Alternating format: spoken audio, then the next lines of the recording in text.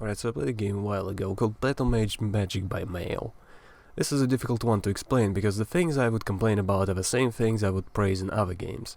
So I'll just ramble on. I'd say it's a pretty good game to try, but afterwards there is an unpleasant aftertaste. Almost like a meal from a popular restaurant with a spotty health inspection history. What is it about?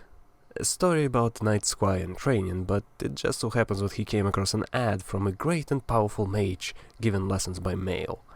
As it turns out, the squire qualified and was accepted. But knights and squires are forbidden from practicing magic, so it has to be secret. And it just so happens that there are hostilities from people across the border, a full-scale invasion and a battle for the fate of two kingdoms. And the young squire is in the middle of it all, trying to juggle magic and responsibility to his knight and his kingdom. So, what do you like? Well, it's sword and sorcery, and I just like that. An ability to choose what magic to use and what to use it for. It's commonplace for these games, but I just have to mention this. After all, it's the main appeal of all this kind of style of games. So, I'll just come out and say this. This is gonna be really heavy spoiler territory and more about criticizing what's done here and less about what the appeal is. Or, well, the point is, if you're actually curious about the story and you don't want to be spoiled, there I said it, it's a recommendation. I'd say it's solid enough to at least try once. And these games are not very expensive anyway. So, I've liked what people in this game were normal, I suppose. They were written in such a way that they have their beliefs, their own goals, and they aren't all about appeasing the player character, which is actually more common than you'd think in games like this. In fact, at least in my playthrough, there is a major plot point where I was shocked how the player's entire living situation changed. Okay, maybe shocked was the wrong word to use, but what I expected was, oh, it's not a big deal, just come on back, I accept you. Nah, it's none of that. Cast aside, fend for yourself. I can't accept what you have done. That is a powerful thing to have. Writing such a plot point takes balls. Sadly, it's a little too late to have enough of an impact. Other than that, I liked what any faction seems to be a fanatical empire dedicated to their queen. But the thing is, not all of them are. And it seems like digging deeper beneath the surface, people are actually just terrified of her. So it's not their wicked ways driving them to subjugate everyone, but instead just fear of what will happen if they don't. But again, a little too late on that. And I guess that brings me to things I didn't like. But I don't have anything specific, it's so subtle things here and there. So I will take things one by one, with a whole lot of rambling. The legendary mage mentor, a great idea. I love how real it is, because you just know someone is out there scamming people like that. But done in medieval times? In a sword and sorcery world? What an amazing idea! But when you meet him and it's all revealed, and you are pretty much railroaded into punishing him. Maybe I chose wrong, maybe I just clicked the wrong thing, but then the options were confusing enough that I didn't even see what I wanted. 3 options and 2 of them were to hurt him. Directly. Which I just did not want. Again, it's a great start, but the resolution is very subpar. An okay point.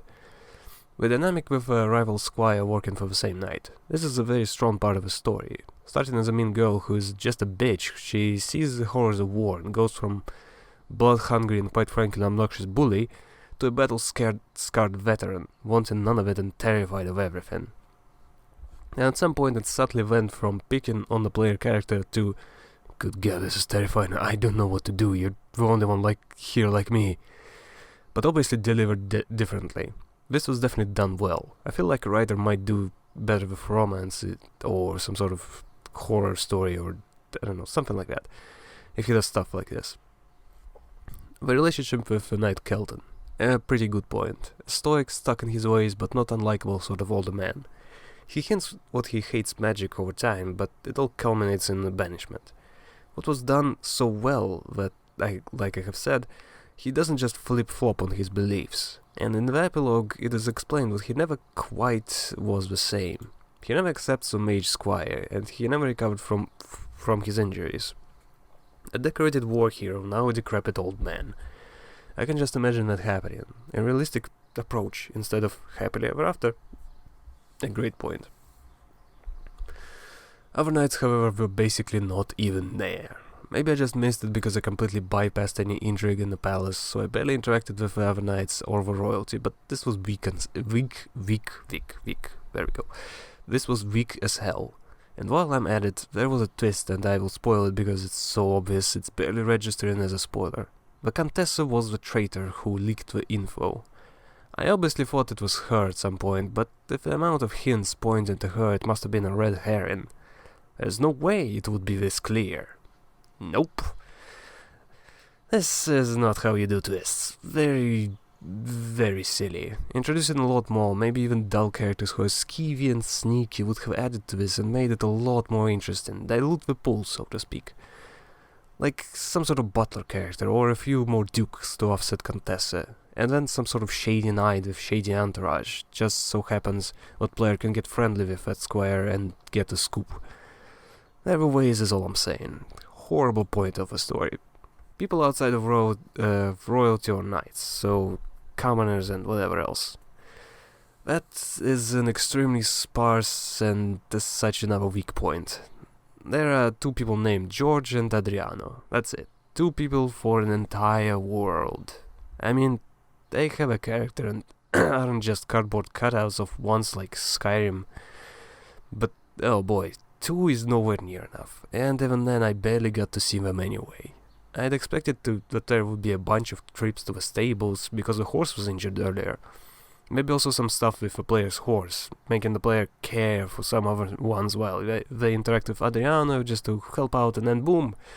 Oh, you get the horse you cared for because the other knight liked you. Instead, no. The horse is just gifted to a player, just like that. Doesn't matter what you did before that, poof, you have a horse. There is barely anything with a horse, actually. I wanted more of both townspeople and of mundane stuff like weapons maintenance, horse upkeep, fixing armor dents. That all is just boring, but it could be used and described to further elaborate on the characters and their day-to-day lives. To develop them, it's just a weak point. Then there's magic. The effects of magic itself are weak, so I'm spoiled when it comes to that, and because I've played Choice of Magics. That was fun. There were cool uses for it and cool consequences. Here, somehow I got really high arcane corruption, and what gives the opposite I haven't really found out. I'd expect there to be at least a hint by the time I finish the game, but instead it's addressed a lot in the beginning, completely forgotten in the middle, and then randomly pops up at the end and is mentioned a few more times then. Like a writer wanted to make it a cool mechanic, where you have to balance everything, but then forgot about it and added it later. And what I have done with magic was extremely weak too, like a bit of an illusion here and there to figure out the stuff happening, or a bit of healing so the horse wouldn't be lame. Kind of disappointing, but at the end of the day it's a learning experience. The player just started and he didn't actually have a teacher or even books to draw any kind of knowledge from.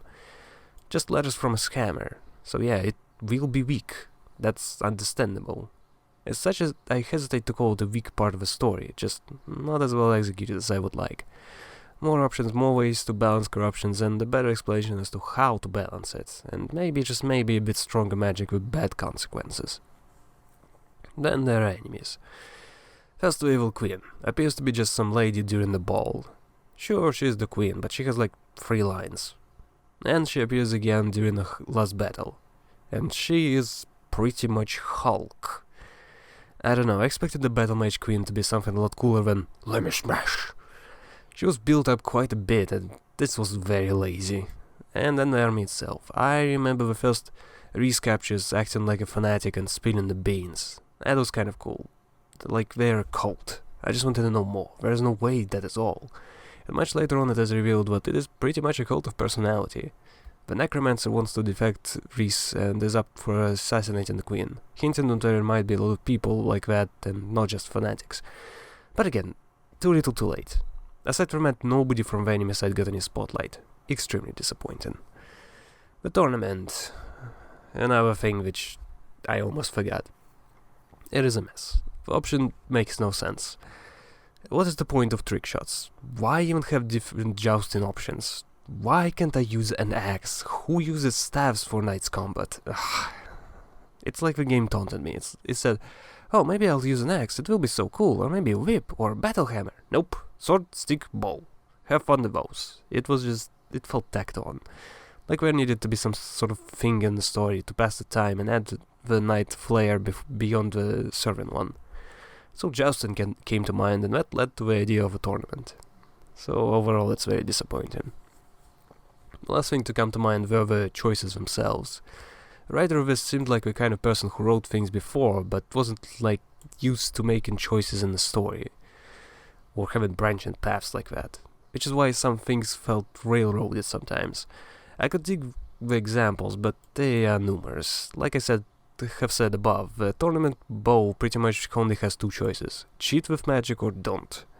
And the other challenges are the same. Aside from that, though, one important strong point is the fact that you can fail. Not just stat-wise, because I sure love to raise mine beyond what I should have. It's easy to cheat in these games, but you can make choices in this game and fail horribly. In our choice of games series, if you've got the stats, you could be some crippled pleb, but if you've got the stats, that choice is gonna make you punch a god in the face and instantly kill him. Here it could all backfire. Doesn't matter how good you are, that gets old after a while. It's boring to always win. Failure, even when you did everything you could, is good. Sometimes at least. And a lot of our games don't offer that. So it's a bit of a toss-up. Those were all the points I could think of. Okay, great, horrible, weak, disappointing, meh.